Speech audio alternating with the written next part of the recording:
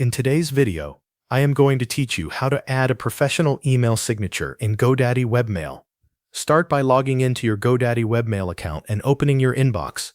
Once your mailbox is on screen, go to the top right corner and click the settings icon. This will open the available options for your account.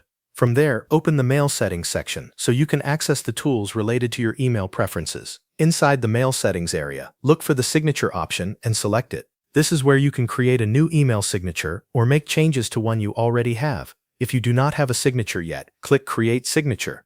If you already set one up before, simply choose the existing signature to edit it. If GoDaddy asks you to name the signature, enter a clear name that helps you recognize it later. After that, click inside the signature editor. This is the main area where you will build the signature that appears at the bottom of your emails. Now type or paste the signature content you want to use. The professional signature usually includes your full name, your job title, your company name, and any contact details you want people to see. Keep the information clean and organized so it looks polished and easy to read. Once the basic content is in place, use the formatting tools in the editor to adjust the appearance. You can change the font style, size, alignment, or emphasis depending on the options available.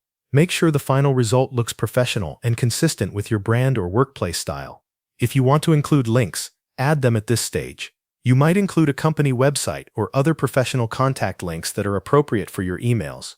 After adding everything, review the full signature carefully to make sure the text is correct and the layout looks right. Next, choose whether you want this signature to appear automatically on new emails. You can also set it as the default signature for replies and forwarded messages if that fits your workflow. These options help make sure your signature is added consistently without extra effort each time you send a message. When everything looks good, click Save or Apply to confirm your changes.